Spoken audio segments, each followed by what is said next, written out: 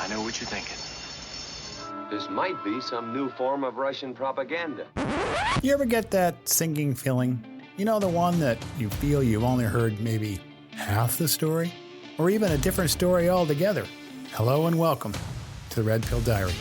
I'm Lewis, and I'll be your host. So, ready or not, let's flip the switch and shed some light on it.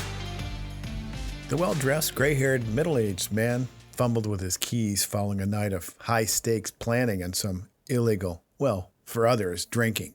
At 57, he could still hold his own. In the last few months, that was a whirlwind.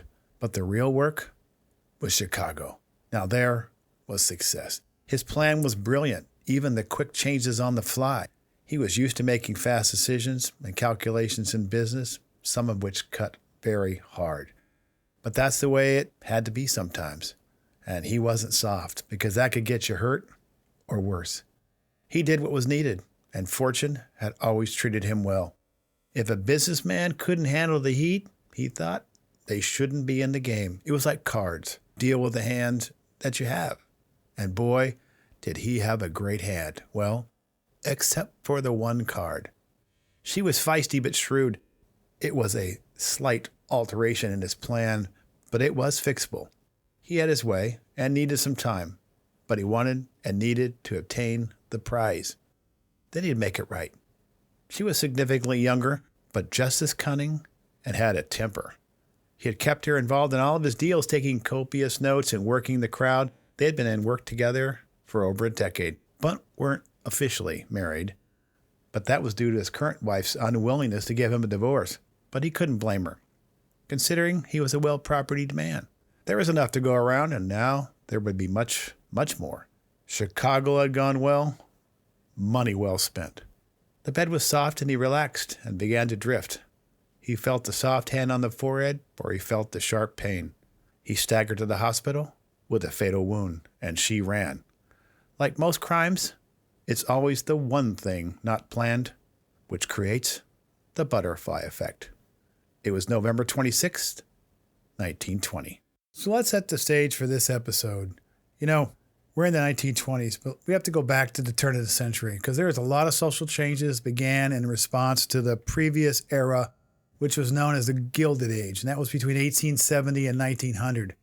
You know, at the turn of the century, progressivism and conservationism began at the end of the 19th century with Teddy Roosevelt. Both were the defining marks of the Wilson administration. It was the growth of the administrative agencies in those administrations and in progressivism, and with the conservation movement. Industries were filled with experts, and they wanted more control of the government to stamp out corruption and abuses they saw from the Gilded Age. America also saw the Third Great Awakening and the advancement of the social gospel, the effects of social Darwinism, eugenics, and the influence of Karl Marx and the Red Scare. This is also the time of the Russian Revolution in 1917. So between this time, 1900 and 1920s, America was drawn also, quite possibly willingly, into World War I, ending with the failure of the League of Nations to be ratified by the Senate in the United States. Also, what we saw was a feeble President Wilson, incapacitated by a severe stroke.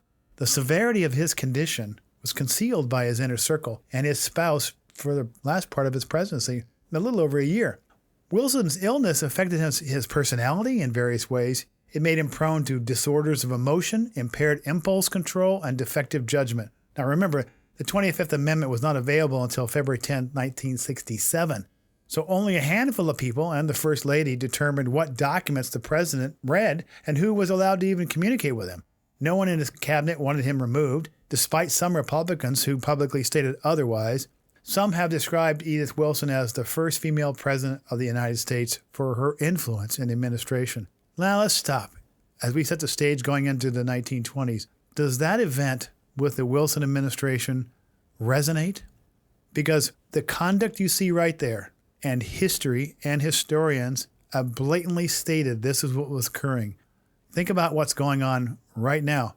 Regardless of your political position, look at the person that's supposed to be in control. Now, I keep saying that history rhymes. You should take the honest position of, is there really an issue here? And is this repeating itself just like it did with Roosevelt? These changes formed the setting in America for this episode and others. Whether these instances were spurred organically or not in response to industrial and scientific developments of the age. The 20s, the Roaring 20s, also known as the Jazz Age, and it was as the French call it, années folles, or the crazy years. So this decade may have begun with a roar, but political change and financial powers, they don't go into the night quietly. Like a chameleon, it just adapts. Now let's jump forward to the Republican convention in Chicago for the election of 1920. Like most conventions and their proceedings in the day, it has its stars and its dark horses. You know, the ones that they don't expect to get the nomination. But Jake Hammond, known as the Oil King of Oklahoma, had his money, $1 million. Now this is $1 million in 1920. Secured with a loan against his oil company shares with National City Bank. And we'll get to that bank again in future episodes. And he had his money on this dark horse as a winner. Why? Because Jake was an astute risk taker with a goal. He understood how politics worked, and he understood how the convention played. He started early, incentivizing success, which generally called for money, lots of it, spread all around. Now let's just stop here for a moment. This is an election year, just like it was in 1920. Notice who the power brokers are. It's the campaign managers who are running and trying to get the right people involved. Don't think that money doesn't change hands today and that the trade-off for positions doesn't occur today. They may not say them out loud, but look who ends up filling the cabinet spots and what role they played in the actual election process. You can assume that to some extent this is still going on. Remember, chameleons just changed colors. What happened in 1920? Some of that's still going on, even in 2024. And you can bet your dollar on that one. And Hammond had bet his dollar on Warren Harding, an interesting character. The editor of a local newspaper, a former senator from Ohio with a circle of friends called the Ohio Gang. Now, this group were directly or indirectly involved in some real shady business dealings. Remember, this is the era of prohibition. Yet, the one thing, they were loyal. And if you're a person in the middle of this type of business, what you need around you is loyalty. And they were not shy about getting their hands dirty in a catch-as-catch-can endeavor. They were familiar with the Omerta culture, and they were aligned with Harding, the dark horse. Harding had some skeletons of his own in the closets which were useful for the people that were getting him ready to be nominated. He had a wandering moral compass. Along with cards, alcohol, cigars, there were women, other women than his spouse. There was Carrie Phillips and Ann Britton, the latter with whom he had fathered a child. Now, why is this moral compass stuff important? Remember James Madison's words in Federalist number 51? Remember what he said? Government is basically the greatest reflection of all human nature. And if men were angels, no government would be necessary. Well, clearly right here, we don't have angels, neither in the dark horse or neither in the people that are his circle. And what did Lord Acton say? Power tends to corrupt, and absolute power corrupts absolutely.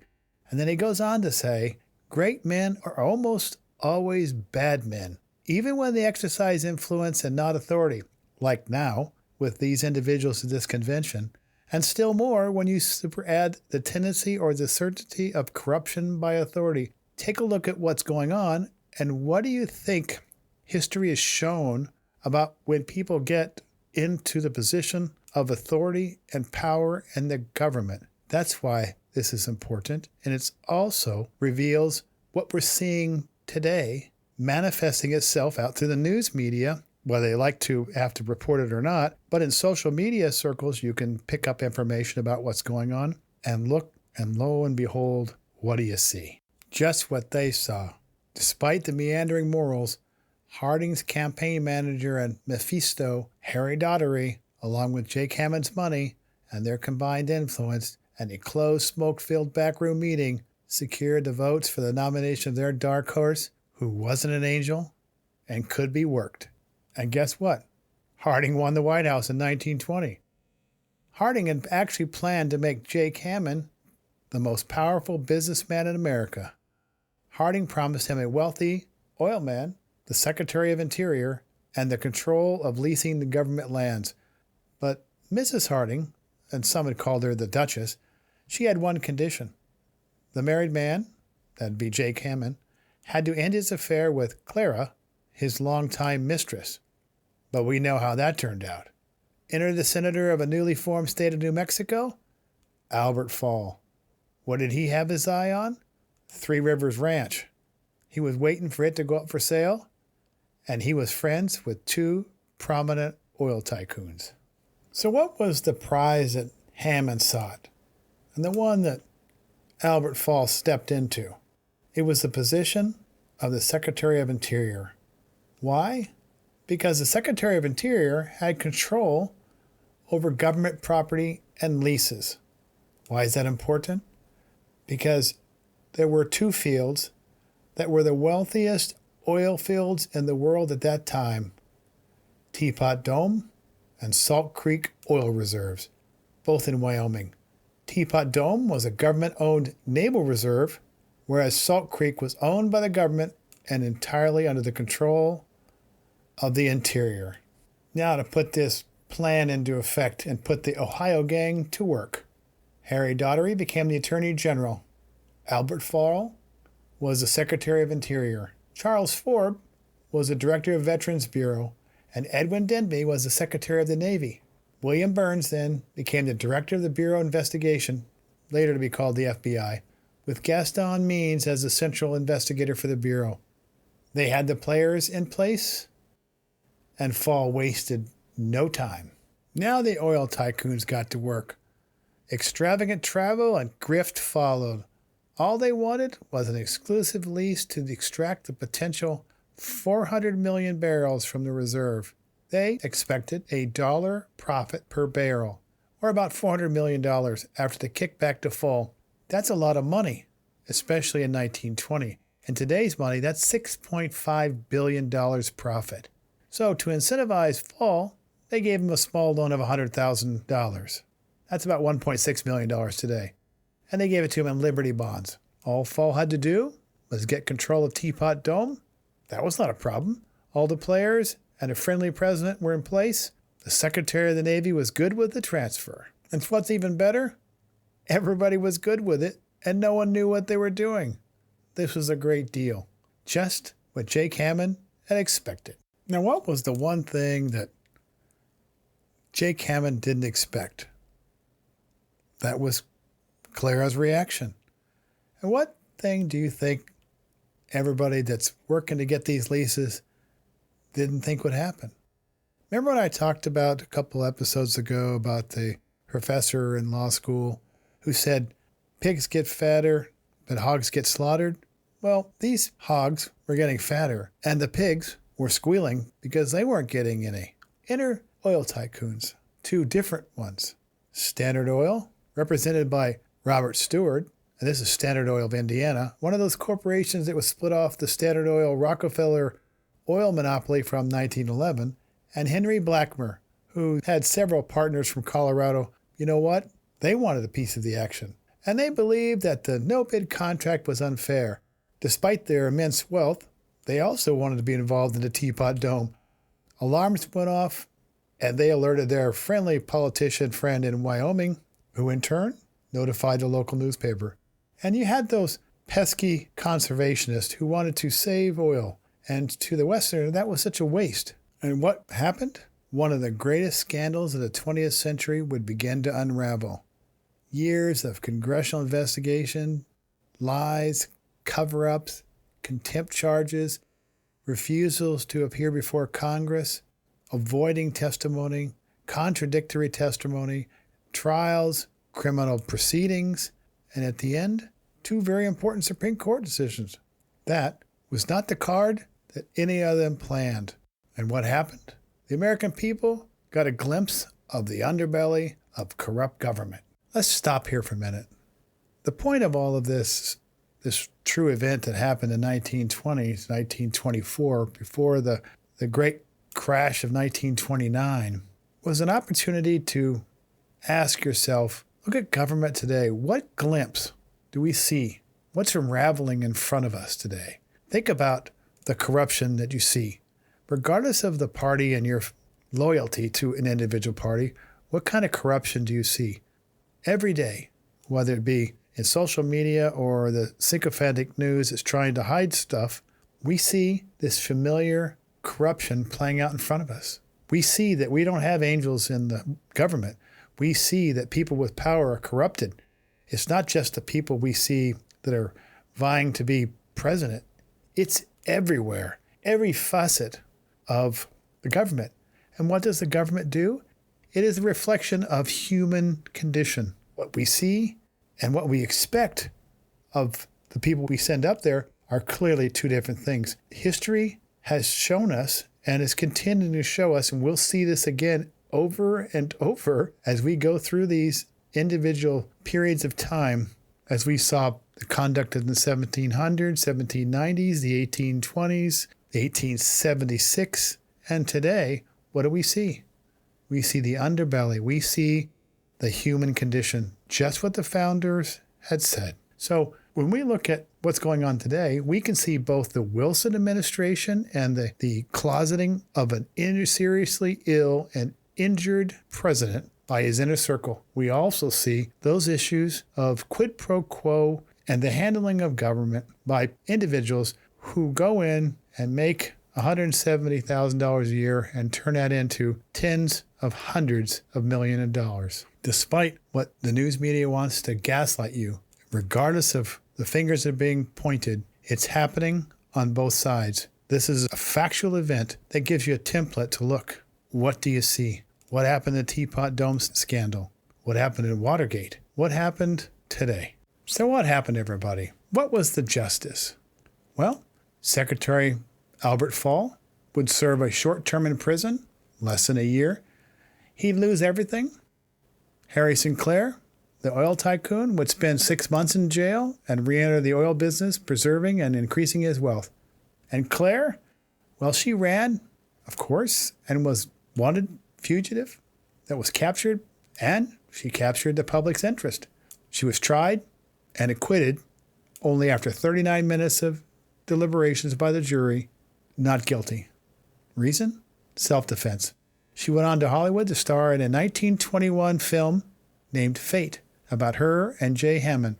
But Hollywood banned it, and she slipped into obscurity. President Harding would die of a heart attack before the end of his first term, spared the fallout from those around him. Calvin Coolidge, his vice president, would assume the presidency for the remainder of the term. Harding's reputation would be intact for a few years. Still, history would reveal the sordid details of his hidden life and the additional scandals associated with the Ohio Gang and Edwin Forbes.